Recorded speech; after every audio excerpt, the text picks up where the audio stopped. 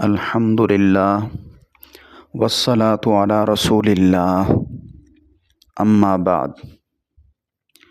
اگر آپ تھوڑا سا وقت نکال کر ان چند کلمات پر دھیان اور توجہ کر لیں تو یہ ہر جگہ کام آئیں گے۔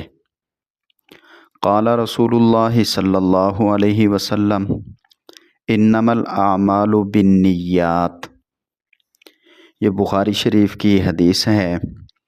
رسول اللہ صلی اللہ علیہ وسلم نے فرمایا اعمال کا دار و مدار نیتوں پر ہے۔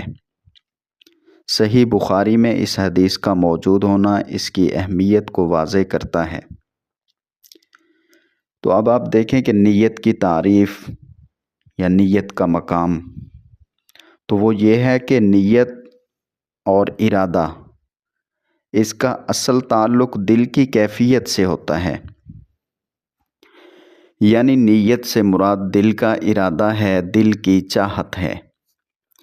اگر دل میں اللہ تعالیٰ کی رضا کی تڑپ ہے ہر کام یا کسی کام کے کرنے کے وقت، تو یہ عمل اچھی نیت اور درست نیت کے زمرے میں آتا ہے، اور اسی کام کے کرنے پر اجر و ثواب اور اللہ کی رضا نصیب ہوگی۔ توجہ رہے، دھیان رہے۔ عمل کی قبولیت کی بنیادی دو شرطیں ہیں۔ آپ نے کوئی بھی عمل کیا ہے وہ قبول کب ہوگا، اس کی دو شرطیں ہیں۔ نمبر 1، اخلاص نیت۔ نیت خالص ہونی چاہیے، یعنی وہ کام اللہ کو خوش کرنے کے لیے کیا گیا ہو۔ میں وہ کام کر رہا ہوں تو اللہ کو خوش کرنے کے لیے۔ دوسری بات، اتباع سنت، یعنی وہ کام نبی کریم صلی اللہ علیہ وسلم کے بتائے ہوئے طریقہ کے مطابق ہو، اصول دین کے طریقہ کے مطابق ہو۔ تو دھیان رہے، اب اس کو یوں سمجھیں کہ اگر نیت اور دل کا ارادہ، دل کی چاہت میں کچھ کھوٹ ہو، مثلاً کہیں خوشامد یا کہیں شہرت یا کہیں دکھاوا وغیرہ، تو وہ عمل بڑا ہو یا چھوٹا ہو، سخاوت، جہاد، نماز، روزہ، اتنا بڑا عمل بے شک ہو یا چھوٹا کوئی عمل ہو، تو اللہ کے ہاں قابل قبول نہیں ہے، کیونکہ نیت میں، ارادے میں کھوٹ ہے۔ اس پر اجر و ثواب نہیں ملے گا، بلکہ اس عمل کو رد کر دیا جاتا ہے۔ نیت اور دل کے ارادے کی طاقت یہ ہے کہ ہمارے روز مرہ کے دنیاوی جو کام ہیں، جو عادتیں ہیں، ان کو بھی یہ نیت عبادت بنا دیتی ہے۔ مثال کے طور پر کھانا کھاتے وقت یہ ارادہ، یہ نیت کر لیں کہ اس کھانے سے جسم کو جو طاقت ملے گی، جو توانائی ملے گی، تو عبادت اس کے بعد ہم کر سکیں گے، یا عبادت کرنا ہمارے لیے آسان ہوگا، تو اس کھانے پر بھی یہ ثواب ملے گا۔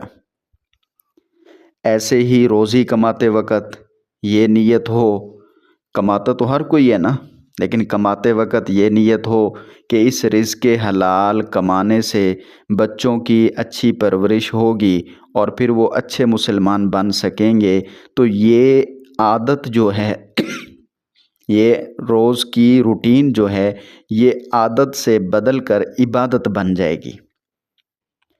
اللہ اکبر، سبحان اللہ، اللہ بہت بڑا ہے، اللہ کی ذات پاک ہے۔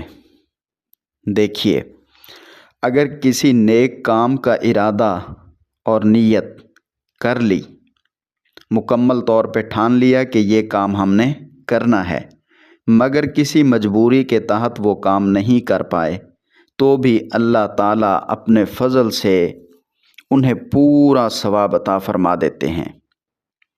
جیسا کہ صحیح بخاری کی حدیث ہے، غزوہ تبوک کے اندر کچھ صحابہ کرام رضی اللہ عنہم اجمعین مجبوری کی وجہ سے نہ جا سکے۔ واپسی پر رسول اللہ صلی اللہ علیہ وسلم نے فرمایا کہ وہ حضرات جانے والے حضرات کے ساتھ تھے، ہر وادی ہر راستہ طے کرتے وقت۔ جو نہیں گئے تھے وہ جانے والوں کے ساتھ تھے۔ مطلب کیا ہے؟ مطلب یہ کہ ثواب میں ان کے برابر کے شریک ہیں، یعنی جتنا جتنا ثواب ان کو ملا وادی طے کرنے کا، راستہ طے کرنے کا، تو ان رہنے والوں کو بھی وہی ثواب ملا، کیونکہ انہیں عذر، مجبوری، سواری کا نہ ہونا وغیرہ جو ہے انہوں نے روک لیا تھا، مجبوری نے روک لیا تھا، اس لیے وہ نہیں گئے، لیکن ان کی نیت تو خالص تھی۔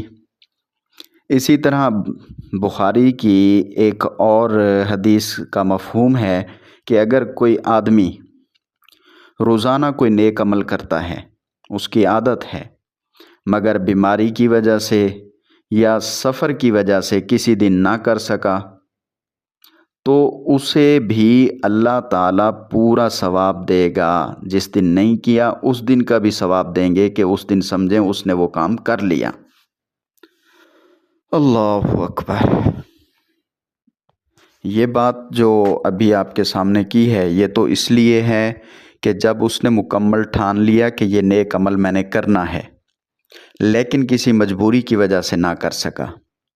ویسے نیت پر عمومی قاعدہ جو ہے، نیت کے ثواب پر عمومی ضابطہ اصول، وہ بھی یاد رہے۔ بخاری کی حدیث ہے، مشہور حدیث قدسی ہے، اللہ پاک کا ارشاد ہے، کوئی بندہ کسی کام، نیک کام کا ارادہ کرے، کوئی بندہ بھی کسی نیک کام کا ارادہ کرے پھر اسے نہ کر سکے، تو بھی اللہ تعالیٰ اس کے لیے ایک مکمل نیکی لکھ دیتا ہے۔ یعنی نیک کام کا ارادہ کیا پھر نہ کر سکا تو بھی اللہ تعالیٰ اس کو ایک مکمل نیکی عطا فرماتے ہیں۔ تو اس چند منٹ کی ہماری بات کی آخری حد اور خلاصہ یہ ہوا، یا اس کو آخری گزارش سمجھ لیں، وہ یہ ہے کہ نیت ایک ایسی قیمتی چیز ہے جو مٹی کو سونا بنا دیتی ہے۔ نیت کی قیمت عمل سے بھی بڑھ کر ہے۔ اگر سارے دین کو دیکھا جائے تو، سارے قرآن احادیث کا مطالعہ کیا جائے تو نیت کی قیمت عمل سے بھی بڑھ کر ہے، یعنی دل کے پروگرام کی قیمت۔ اس لیے گزارش ہے کہ ہمیں چاہیے ہر کام شروع کرتے وقت ایک لمحے کے لیے اپنے دل کا جائزہ خود لے لیا کریں کہ میں یہ کام کیوں کر رہا ہوں۔ اطمینان کر لیں، تسلی کر لیں کہ ہر کام کو کرتے وقت اللہ کو راضی اور خوش کرنے کی تڑپ اور ارادہ ہے۔ اللہ تعالی ہمیں ان باتوں پر عمل کرنے کی توفیق عطا فرمائے، آمین۔